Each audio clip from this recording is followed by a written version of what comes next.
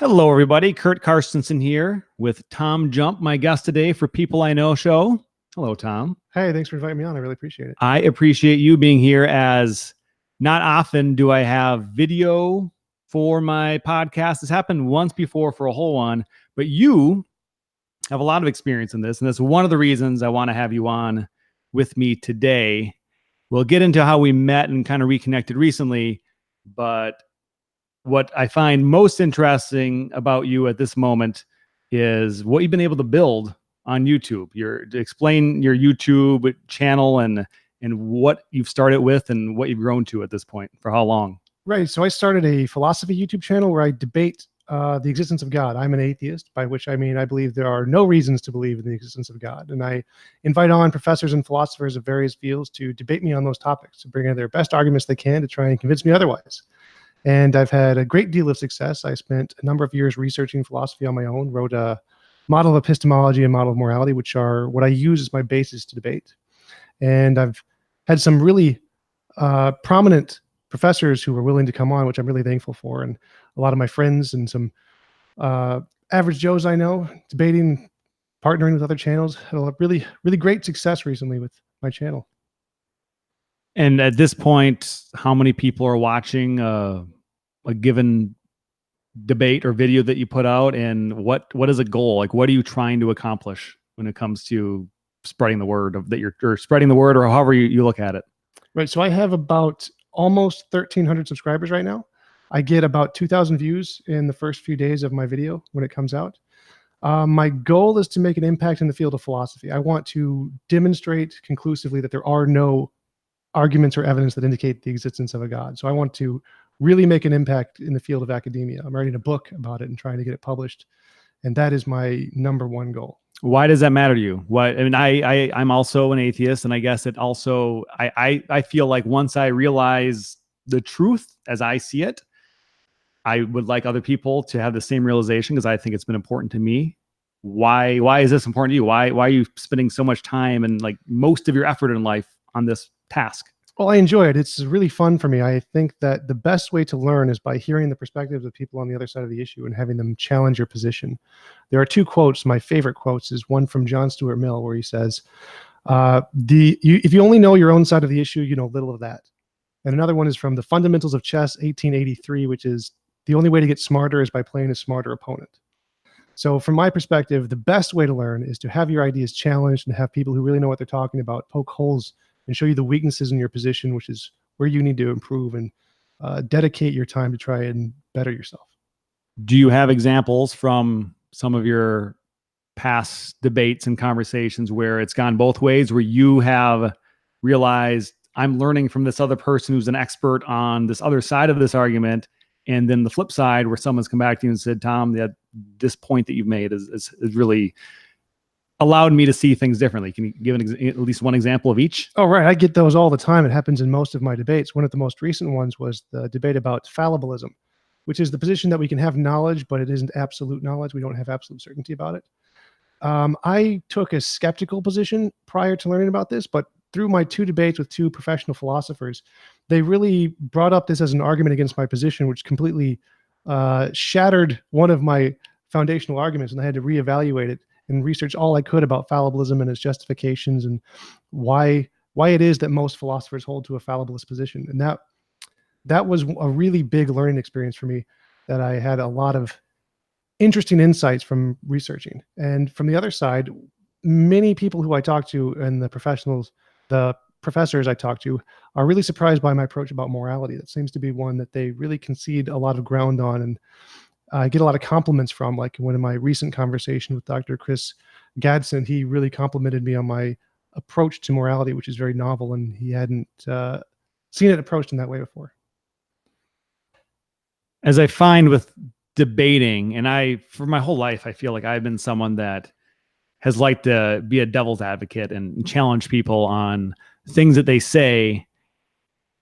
The more time I think about it, and some of the books I've read recently, it made me think that, even though that's my instinct, is to step up and give someone contrary information, I don't think that's how you either get along with people or necessarily even make progress. Like I think something's true, someone else thinks something else is true. To start bashing each other over the head with ideas, I don't think it's a way to make great progress. What are you finding the more you do this? What really works well and what definitely hasn't worked? Well, it kind of depends on who you're talking to. Like in some of my recent debates with the guy named Stellman, he was really open to new ideas. So I would present counter arguments to his arguments and be like, oh, I had never thought about it that way. I have to go research it more. And I've experienced that a lot, where the people are really willing to think about and introspect about their ideas when presented with contrary opinions. But it's only really open-minded, a special kind of people who are willing to do that. Most people are more closed-minded, and it's a lot harder to get them to change their position because they have taken this hard stance that, no, it must be this way and there's no way you can change my mind. But I've found there are a lot more open-minded people than you would expect, and that they are really willing to change their fundamental positions or look at it in a different way just by being presented with different arguments. But the best way, or the most common way to change people's mind, is to take someone who's on the middle ground or on the fence and present them with new information which can lean them one way or the other. But I've actually been surprised at how many open-minded people there really are. How would you describe your open-mindedness now and some years ago? Have you gone through a journey in any way with that? Quite a bit, yes. I used to be more confident in my rightness, to put it nicely. And having talked with all of the professors I have and had the debates, I've learned I've been wrong quite a number of times. And I've gotten so used to it. It's relieving, I guess, because now I can accept that I'm wrong a lot quicker and learn a lot faster than I was able to before. And that has given me a great opportunity to make progress where I was unable to before. I think I can relate. That's a main motivation to have this podcast, is how people in my life have influenced the way that I think and I act. And I've talked about it before, is it used to be such a big deal where if someone would give me information that made me feel like I might not be right, I would just try to block it off, ignore it, and find some way to be right. Whereas I've gotten so good at being wrong, I find, like, I'm very much okay. I kind of like it sometimes, because that just shows, okay, I can make progress in this area because someone's given me information that's better than what I had. And that's what I'm in pursuit of. And I would love everybody to take that approach in life, because it's been like the most freeing thing for me. Not everyone's there yet. Not everyone's probably ever going to get there. But just presenting this idea that it's okay to be wrong. It's okay to say, I don't know. Like, I don't know this thing. I wish I knew this right now, but I don't. So how do you relate to the way that I just expressed it? Well, yeah, I totally agree. I learned this first from video games, actually. When playing video games, I'm pretty good, or used to be very, very good at video games. And the best way to learn in a video game is to watch someone who's better than you do it. Like my quote about chess, the only way to get smarter is by playing a smarter opponent. If you watch someone do it better than you and you learn from them, it makes you exponentially better and faster, gives you the ability to learn that much faster. And from my experience with video games, which is how I started to be able to acknowledge when I was wrong about things because people were better than me, I gained the ability to do the same thing in the more general context about life. When people would tell me, you're wrong. When I used to take that as kind of an insult. When people would say I was wrong, I'd get offended and get angry and upset, and I wouldn't be able to listen to the criticism or accept what they were saying. I'd just fight them and be aggressive. And that really held me back in life a lot more than I realized at the time. And being free of that and being willing to acknowledge I was wrong and adopt the new things that I'm learning as a part of myself makes me better, it makes me smarter. And I really value that ability that I didn't have before. Would you say that it gives you this different direction for growing? And I have a personal growth segment. We're not going to start that at this moment, but I found that once I was okay with being wrong, the idea of growing and getting better, it came so much easier. Oh yeah, absolutely. I was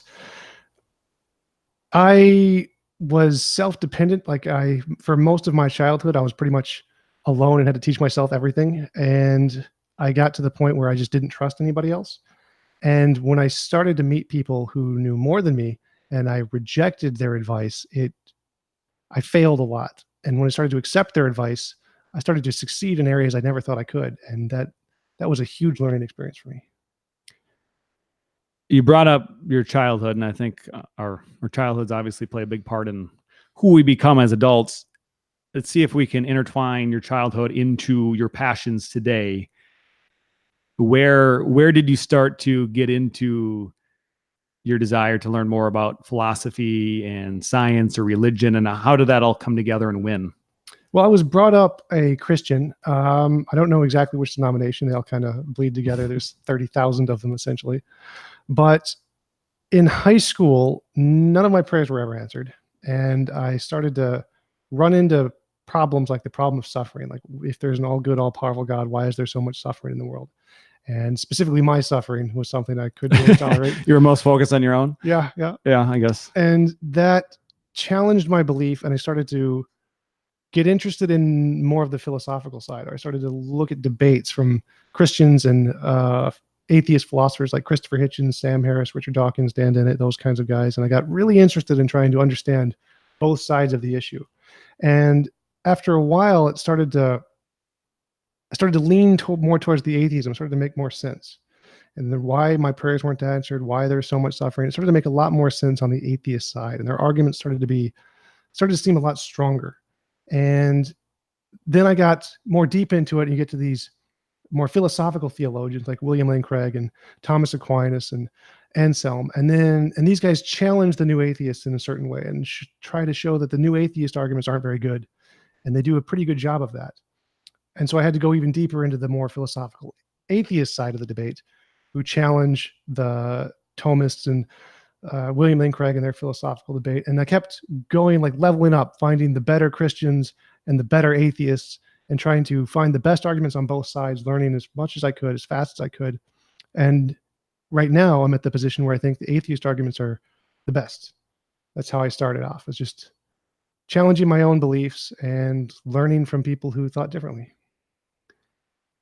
As I try to make sure that I protect from being wrong and an open-minded, I've mostly been leaning to the atheist arguments, but I have dabbled into some of the, say, Christian arguments. And I agree. There's some, if presented well, an argument is not saying which is right necessarily, but an argument presented well can very easily fool someone. Something that is not true can be presented well and fool many that it is true.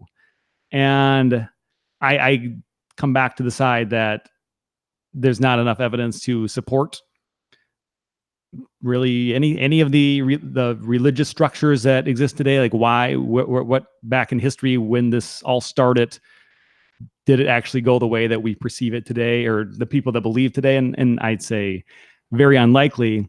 But for someone presenting that information that it is true, there's great arguments for it to maybe the untrained mind of some of the logical fallacies that exist. Are there some that, and I'm not great at even in knowing all the terms, but are there some of the fallacies that exist in arguments that tend to catch more people? Like, what are the ones that are hardest to get people's minds away from? Well, there's actually some really good arguments for theism. Like, for example, the contingency argument, the cosmological argument. Like, if we think everything that began to exist had a cause, the universe began to exist, the universe had a cause. I mean, that's a valid argument. It's correct. The universe did begin to exist. It does have a cause. The problem, though, is that the assumption that cause is a God. So I grant the contingency argument. It's a good argument. It just doesn't indicate a God. Mm-hmm.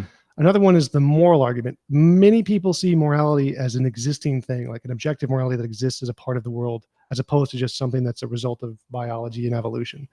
And there are strong intuitive reasons why we believe that, kind of like when we believe we see like the tree over there. Like, the tree isn't actually green. Green is just a result of how our eyes process things. And so, but we have a pretty good reason to believe the tree is green because it's what it looks like every time we see it. And morality kind of works the same way, as where we see and intuitively feel there's this moral thing about the world. And Christians take that to heart and believe that it really exists, just like the tree really exists. And so the moral argument is a pretty strong argument to believe that there's something else out there. And atheists don't really have a good response to that because from our perspective, morality is just an illusion, like the color green. It's not really a thing that exists in the world. It's just how our brains process something. And so that argument for morality is a really strong argument from across cultures because it's so ingrained in us emotionally. Like it feels really wrong to hurt other people. It's not just a figment of our imagination. It's not just a social construct. It feels really, really wrong to do immoral things. For almost everybody, not for everybody, as it's clearly seems to be the case, and people that study that can show examples of it. Yeah, I think when you bring up the tree being green, that's commonly known scientifically that it's colors of everything are based on our brain and the light waves and how we perceive it. And we're aware that not everyone perceives it the same because some people have, for instance, different color blindness where they don't perceive it the same way. And it's not that the object is a different color, it's that their brain's perception of it is different. Right. Synesthesia is one of those. The problem is with this, and I think so many things, is the way we experience life is clearly one way and commonly understood to be one way. But yet the reality of so much is not experiential. We just have to really investigate it and create thoughts of understanding without really experiencing it. And I think the debates that you get into probably fit into that, as it's so much easier to experience life in a certain way, the way you're brought up, the way that it feels like if you say a prayer and something good happens relating to your prayer, that happened the way that I perceive it, but it doesn't necessarily mean it happened that way. And it really gets complicated. And I think for some people, maybe it's easier just to back away from it, not think about it deeply and just kind of let it be. And I don't blame those people, but I guess for me and you, we're driven a little more to understanding it better. And you understand it way more than me, which it kind of makes me feel not that smart, which is good. It's good to know that someone's taken more time to learn more because it makes me realize I don't know enough yet. I need to keep learning. I want to understand better what it took for you to, as you told me earlier, I asked, would you describe yourself as an expert? And you said you would. Explain why you think you're an expert in some of these things and what it takes to become an expert. Yes, you have to analyze it from the absolute base components. What is the only thing or the first thing we can know? And the first thing we can know, as described by Descartes, is I think, therefore I am. It's your personal experience. The fact that you exist is the first thing you can know more than anything else in the world. You can be absolutely certain about that. And then from there, well, where do you go? Where do you go next? Well, there's some difference between our imagination and our experience. When I imagine a unicorn, I don't see a unicorn in front of me. So there's got to be some difference there. And the question is how do we tell the difference between those two things? And that's the fundamental question of science is that thing I'm seeing really there in the world, or is it just a figment of my imagination?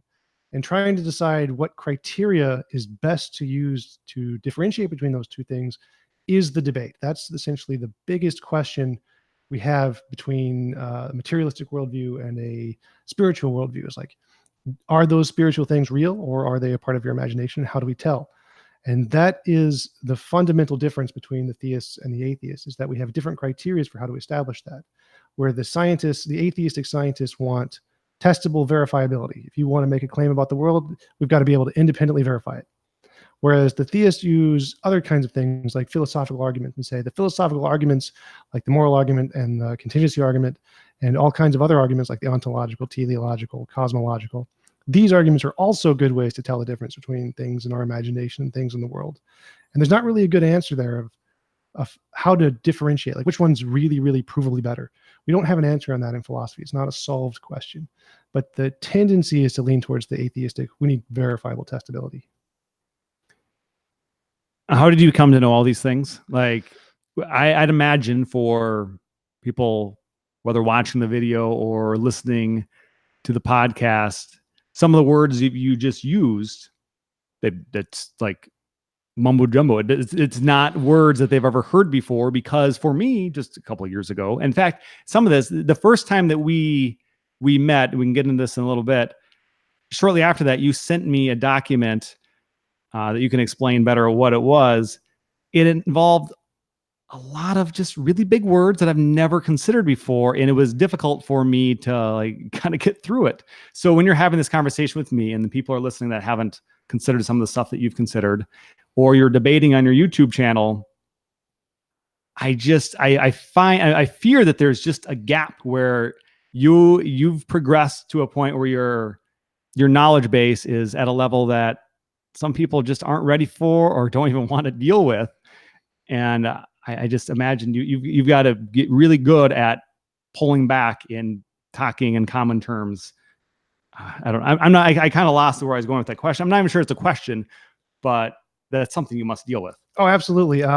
It's hard to do abstractly, like to break it down into the most basic terms off the bat is hard for me because I'm so used to using the terminology, the philosophical terminology, because I know the background. It's just habit for me. So there are people who I talk to who aren't trained in philosophy. Like I have conversations with acquaintances and friends on my YouTube channel as well who don't have a background in philosophy. And I have to kind of explore that with them. Like, do you understand what this concept means? If not, let me break it down for you. And I go through point by point to try and explain it better, but I don't really know how to do that innately. It's not habit for me. My habit is just use the big words because I'm used to it. Let's step away from the big words, and I want to get a better sense of who you are. And I recently we reconnected after first meeting. It must have been somewhere between a year and 2 years ago where we first met. It was at Freethought Toastmasters as you were exploring different ways of possibly getting more debate practice at that time, is what I remember it to be. You showed up to a few meetings as a guest, ended up not joining. So at some point you disappeared, perhaps, and in many cases like that, never for me to be seen or heard from again, possibly. But then somehow through Facebook, as has happened occasionally, I came across your name or your page, or maybe I searched it for some reason. I don't know, but I added you on Facebook and invited you out to the recent Freethought Toastmasters open house, which I had a podcast about with George Kane a few weeks ago. And we reconnected there. And since then, we've gone out together one time just to talk. And I find your life to be fascinating. I think everyone's life is fascinating, but the fact that you were this person that showed up into my life briefly, we didn't really interact that much, and then I finally spent time getting to know you, and your life to me is fascinating. So I guess I'm glad I entertain you. Yeah, the purpose for you to exist now is just solely for my entertainment, Tom. Yep. So thank you. And I guess in the meantime, you can do your other things that you find so important. So a few things and you can elaborate on them in whatever ways you want to or feel comfortable. The fact that you are at this expert level, and it sure sounds like it every time I hear you talk. You told me that for the bulk of about 8 years, you didn't do a whole lot except for just kind of be in your home and research. Yeah. I had major depression. I was diagnosed with major depression for most of my childhood, most of my life. And I was extremely introverted, had extreme social anxiety.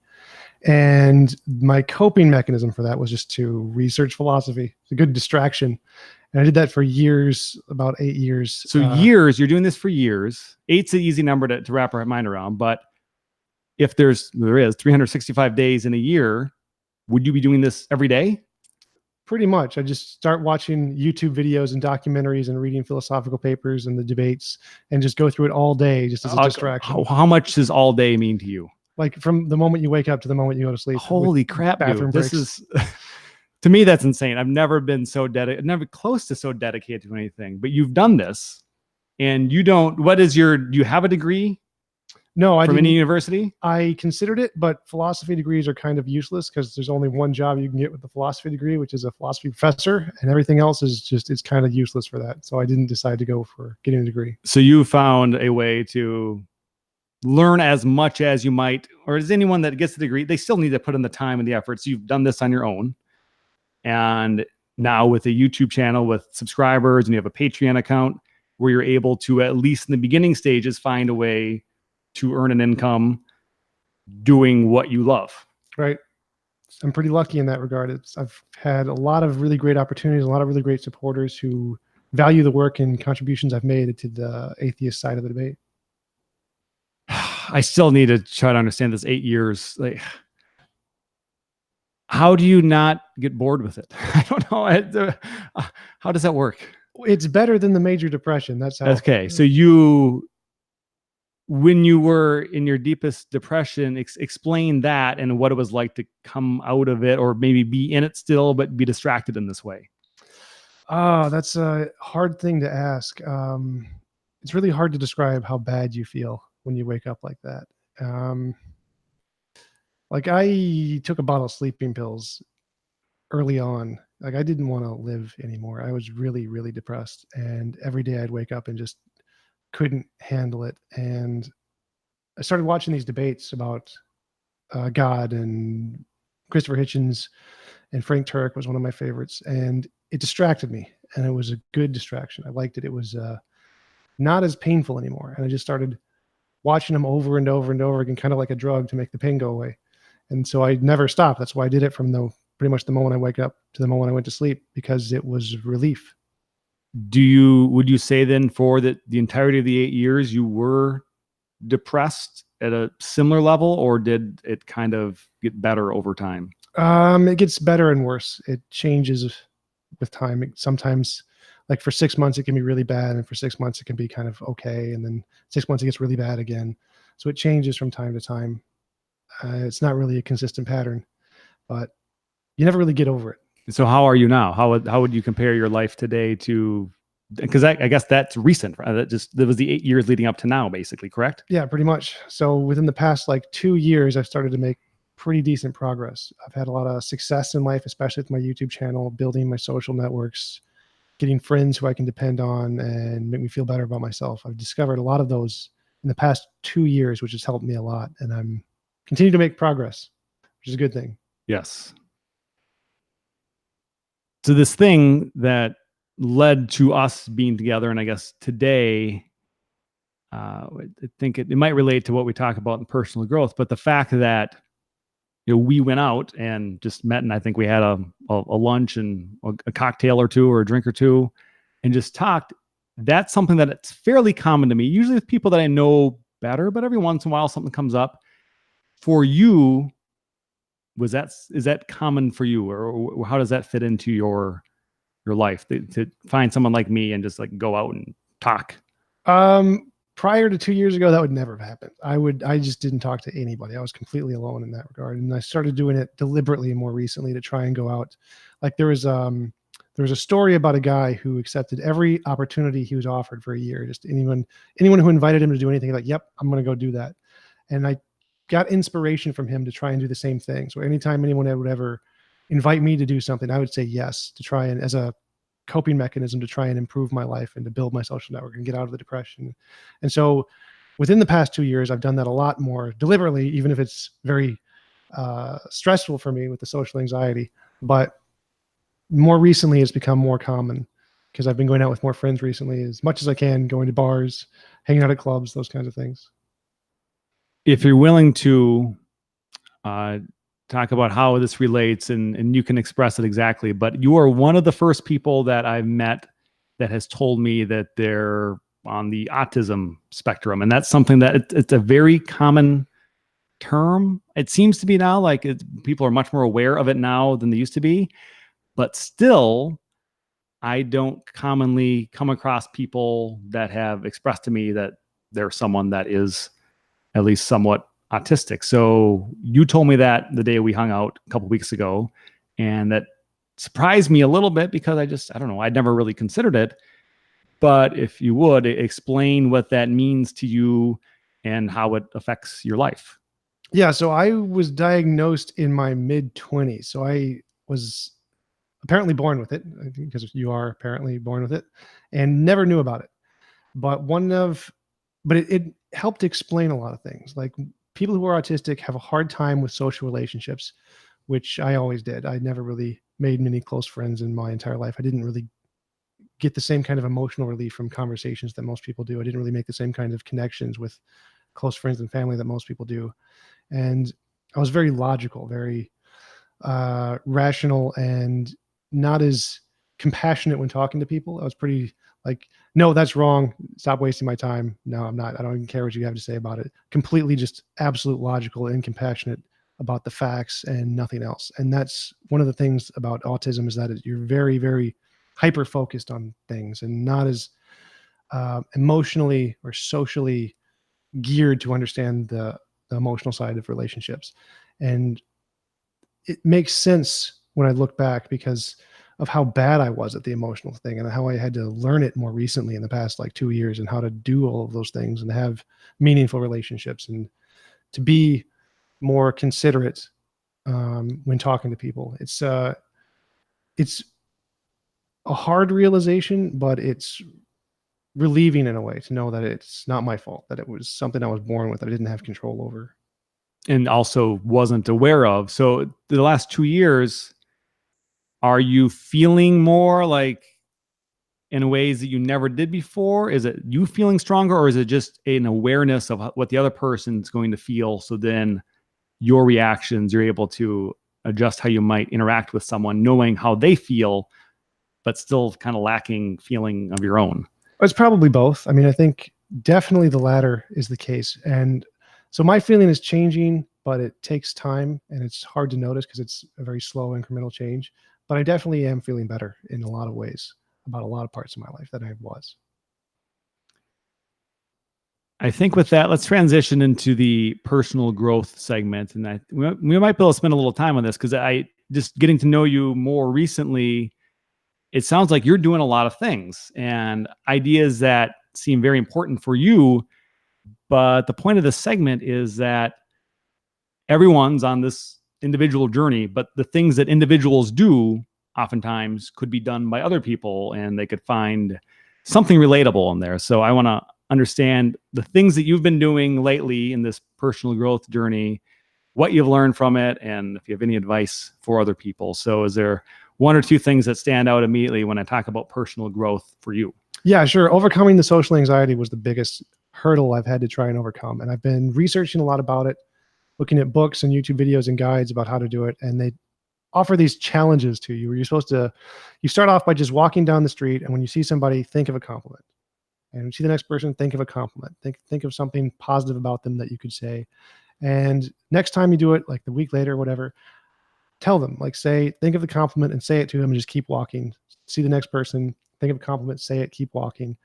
And then as you build up your confidence, the next week, actually, if you stop and talk to somebody, just say the compliment, say, hey, you seem like a really nice person. What's going on with your life? What are you doing? How's it going?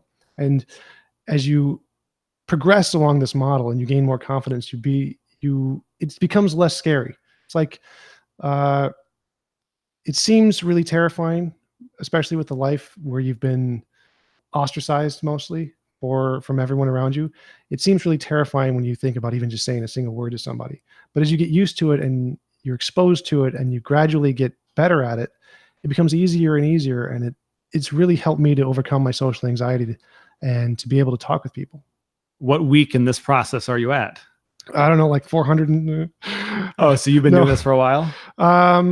I don't probably. I mean, I started it a long time ago, but I've just been doing the structured thing more recently. And so I'm making progress. I'm making a lot of progress, but I wish it was faster. I always wish it was faster. So you've done this in the real world, on the street with random people. Yep. What's maybe the most positive interaction that's come out of one of these exercises? Yeah, I met some really good friends who've gone out with me. We go to the bars all the time, go out to eat, hang out, clubs, and they invite me to cool events and things. So I've met some really cool people. Some of the people that you now hang out with are people you talk to randomly on the street. Yep. And how did that develop? That sounds, I could see it happening like with someone like me, I suppose that could work, but not everyone maybe is receptive to it. So explain this. All right. So they have to be really receptive. Like if they're really positive about the comment, say, hey, thanks, man. That's really cool. I really like you, and reflect it back or something. Then they seem open to having a conversation. Those are usually the people you want to start talking to. Not like the people who ignore you, like, oh, like, why are you talking to me? Don't try to start a conversation with them. It's not going to work out very well. Okay. So as we're having this conversation though, there are people watching / listening that might fit one of those two categories. Like if someone's like me and someone came up on the street and said something, more likely I'll be receptive to it depending on what's going on in my life at that moment. And for someone that's the opposite, that would be one of the people you just described, that's like, don't talk to me. If that person is listening to this conversation or watching us right now, what advice or what perspective, in addition to what we just talked about, would you have for them when you have that experience and someone doesn't respond well? What does that feel like? What have you learned from that? Well, it originally it was very terrifying to have that because I was afraid of the social rejection, but eventually you realize people just don't care. It's like most people out there don't care about you at all. They don't care what you do. You could do the most ridiculous things in the street and they're just gonna be like, they're just like, what are you doing? And they're just gonna keep walking on and just completely forget about you. And it's really a relieving experience to realize that people don't actually care. Like you can do most things as long as it's not illegal. If you do it in the street, no one's going to remember. You're not going to be judged for it. That's something I've learned, but is it that they don't? Well, I think it's easy to say they don't care, but are they more so? They're just more so focused on their own life, their own problems, that random guy on the street doing anything is just not relevant. Right. Which makes them not care, but it's not that they don't care necessarily. It's that they're so focused on other things that it's just like happening off in their peripheral, and it's not a part of their real experience, I'd say. Yeah. Well, the biggest thing with the social anxiety is the fear of being judged or being socially ostracized and being put in some kind of a container and having these like massive consequences. And once you realize that people just don't care and those consequences are just kind of imaginary, it's really freeing. You told me that you previously were at a weight that was much higher than you are now. Can you remind me what that was? 340. I was at a max of 340 in my depression stage. And what do you weigh right now? 180. And this is probably pretty relatable to pretty much anyone that cares about their health, is concerned about their weight. I think caring about your health is more important than like worrying about your weight. Just knowing to be healthy. How do you go from, you said 340, you said to 180? Yeah. What was that process like for you, and what have you learned from that? So I bought an infomercial exercise thing, but they show up at like 10, 11 o'clock at night with the people exercising, with all the pretty people, and say, hey, you can buy this now for just 3 low payments of $29.99. And I decided to go for it. I bought it. It was P90X, really great program. I love it, especially the Ab Ripper X is the best ab exercise ever. And I started doing that. And I started biked at my highest. I was biking 40 miles a day and jogging 8 miles a day. Wow. Same day. Every day that was sunny out when I couldn't do rain. Rain is terrible. Well, what kind of a time investment is 40 miles of biking plus 8? It's like 5 hours. Would you do it consecutively? Mm-hmm. So I'd run 4.5 miles around the lake. Then I'd bike 20 miles around 3 lakes. And then I'd take like an hour break for lunch. Then I'd do it again. And these were the days that you were also spending the rest of the day then on YouTube and researching, or is this a separate time of your life? They're essentially every other day, because when it was raining out or cloudy or too hot, I would do the philosophy stuff. And when it was comfortable enough to exercise, I do the exercise stuff. And then the rest of your day to be filled with the philosophy stuff. Pretty much. Okay. And how long does it take to accomplish what you have? Well, I lost 100 pounds in a year. So just 2 years is what it took to get down from 340 to 180. I actually got down to 160, but I've been gaining weight recently, trying to build muscle. Okay. And how much of that it was your exercise and how much was your eating habits? How did your eating habits change at that time? Oh yeah. Diet is everything. Diet is the key. Exercise helps, but there's studies been done that if you do exercise, you eat more to compensate without realizing it. So diet is the most important thing. And I did a lot of calorie counting. That was my main way because it was easy. I like the numbers. So easy to keep track of. And so my diet was, I tried to get 1 pound or 1 gram of protein per pound of body weight, so I didn't lose muscle, and tried to keep my calories at 1,800 calories a day or lower for my size. And are you doing the same thing now? Yes, pretty much. Now I'm doing more protein. I want to get as much protein as possible because I'm trying to build muscle, and I'm trying to do a little more calories because I'm trying to gain weight, gain mass. And is it easy at this point to do all these things? Is it part of your routine, or do you struggle with it and have temptations? Like, I feel like I always have temptations to not be healthy. Well, when I'm trying to lose weight, that's when it's really hard because you can't have like no ice cream, no breads, none of the good stuff. But since I'm gaining weight, it's really easy. I can like, oh, ice cream, I can have that. Totally fine because I'm trying to gain weight. So as many calories as possible, it doesn't go over like 2,500. I'm fine.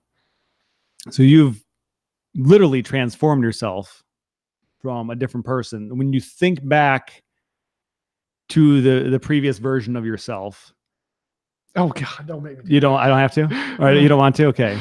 Okay. Well, we'll move on from that. I find that there's so much that you've learned from that point, and what else from there would go into personal growth that you think is useful to share that maybe doesn't come up when you're talking to people philosophically or debating them on your YouTube channel, but you've transformed this other way in your life that so many people are trying to grasp for some way to improve this about themselves, and it hasn't worked for them. So what else is there that you think is important? Yeah, motivation is key. You have to find something, some goal, some ambition that drives you. For me, it was attractive women. That's my goal. I don't know if that'll work for everybody, but it's what worked for me. So the end point was, I want to meet and have a chance with women that I find attractive. Right. And you recognize that at your state that was unlikely. Yeah. So now that you've transformed yourself physically and you're working in ways to not have social anxiety and being better with people. We've talked about this a little bit previously, but how is that going? Well, surprisingly well. Like what's well? Little personal. Okay.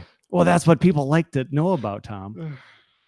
But that's good news. Good to hear. And I didn't do it the same way. We all have our own experience, but I used to be awful, like trying to talk to women, I didn't know what, if someone I found attractive or appealing and I like wanted to talk to them, I wouldn't know what to say. What I would say would be stupid. I'd worry about everything so much. And in time, I find that if the goal is to attract someone that you want to have in your life, first off, improving yourself, like really being able to demonstrate to yourself and to other people that I am working on these things. I'm doing great in all these areas. And honestly, doing that is important, but also just being confident enough to feel comfortable in the presence of people you don't know very well. And when that person happens to be someone that you like to know better based on whatever is going on in your body, and you're feeling like, yeah, this is someone I might like, that's all of that doesn't come together quickly. I don't know that anyone's really naturally good at that. Some people seem to be, but I think it all just takes time and skill. And it seems like that's just one of the areas that you're focusing on. And it sounds like you're getting some results based on the way you've just reacted. Yeah. Is there any more personal growth things that you're doing? I think there's some that you've told me about. Well, I'm not sure because the exercise, the body stuff, the social anxiety, my philosophy stuff, I mean, that covers a lot. I'm not sure what else there would be. The one thing that you mentioned earlier before we started recording is you have tonight, it happens to be Wednesday as we record this, but you have dance. Oh, right. Yeah, there's a lot of hobby things I'm doing. I'm doing improv class, dance class, trying to learn rollerblading, photography, starting my own website for my philosophy stuff and my photography stuff, archery, bunch of hobbies. I'd like to learn all the kinds of dance, salsa, swing, tango, flamingo, waltz, ballroom, Latin, pole dancing. Let me know when that class is, Tom. As you describe all these things you're doing, I get the sense that where do you find all this time? But then I realize through your 8 years of being a self-taught expert in an area that you now can go out publicly on YouTube and earn enough income so that you don't have to like go to a job for 8 hours a day, 5 days a week, like a lot of people do, like I still pretty much do.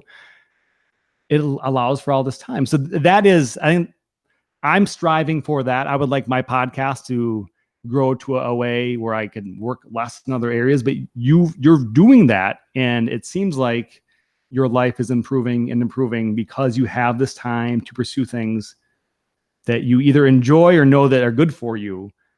but you have the time to do it, it seems like. Yeah, that's a really important aspect. The fact that I was lucky enough to find as much success as I have in YouTube, and I have so many just really great supporters who value what I'm doing to support me financially, is absolutely amazing. I can't believe how much and how generous the people who I'm associated with have been to my channel. It's really liberating that I have that much free time now because of the financial support they're giving me to be able to explore and improve myself and develop in life.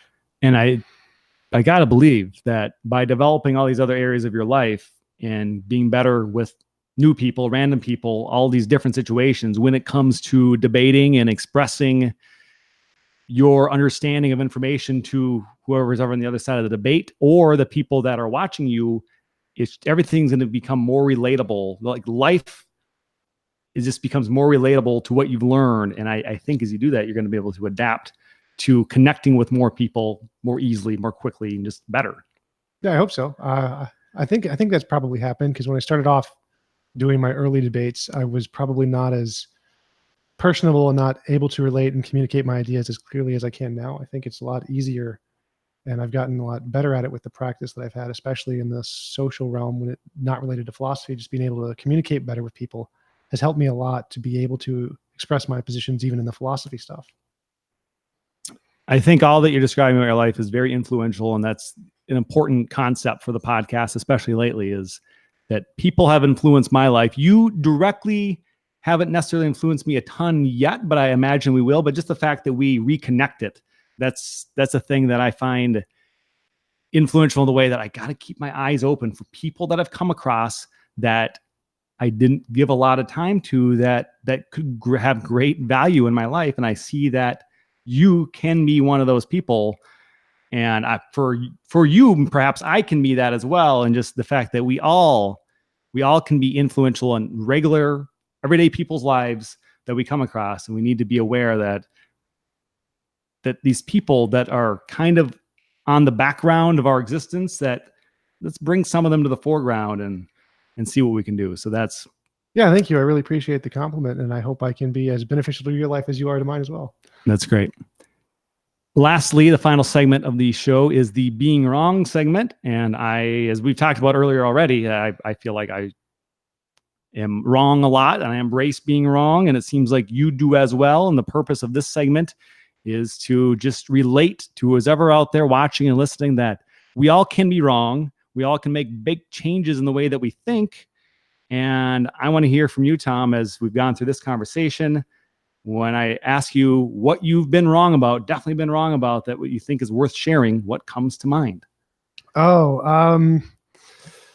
Definitely the stuff I mentioned before about being afraid of social consequences. They're not really that big a deal. I was always under the impression that there was this huge risk of social engagement when you engage with other people, of being judged and being socially ostracized. And I was totally wrong about that. It doesn't exist. You have a lot more freedom to be able to express yourself and even do weird things that people wouldn't care about or wouldn't care for. And most people just aren't going to care. It's not going to really have that much of an impact on you. And so you should be really more adventurous in what you do.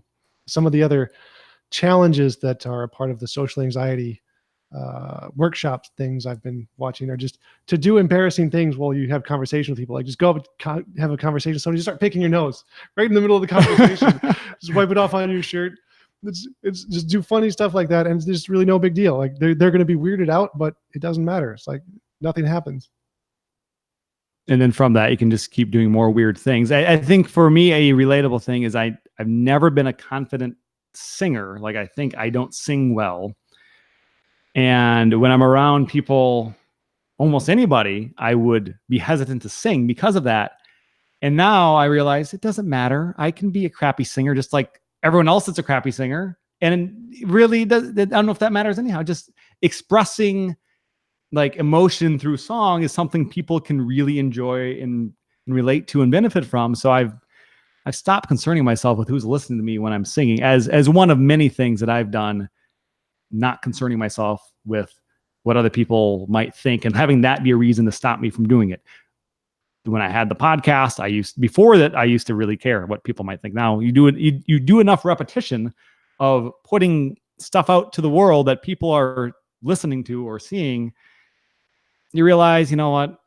It's probably okay. No one cares that much. People that don't care. And the people that do, there's people that you can connect with and really find it valuable. And those are the people that I'm more concerned about anyhow. Yeah, definitely. There's one of the things that I learned from the social anxiety thing is that if there's something that causes you anxiety, you should do it. Like, you should just go for it because it causes you anxiety. And doing that has really helped me a lot. Like, singing in public was something that was really awkward for me too. And so when I was biking around the lake and running around the lake, I just started singing with my my YouTube or my iPod songs, Frank Sinatra, like "Fly Me to the Moon" and stuff, while I'm jogging around the lake, and all these people would look at me weird, and I'd just like, yeah, okay, hey, and it's just totally fine. And it's nice to know that there's those consequences aren't actually there. Those social consequences don't really matter, except for a few things you got to worry about. But does singing Frank Sinatra or while running around a lake attract women that you're interested in? I don't think so. I don't think it would either, but that's okay.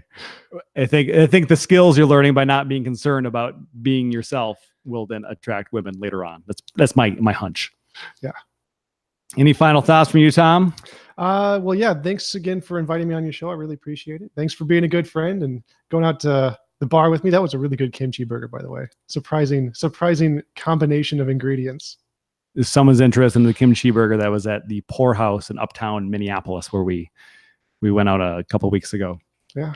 Thank you, Tom, for joining me. And I would like, I'll put it all in the show notes, but one plug from you specifically about your YouTube channel for people to go check it out. Oh yeah. I have a YouTube channel called T-Jump, TJUMP. It's where I debate and mostly religion, the existence of God and stuff, but I also do politics. I do gun debate, the wall debate, Trump's wall debate, abortion, that kind of stuff. I have a lot of really interesting opinions, and you should come check it out and then yell at me if you don't like me.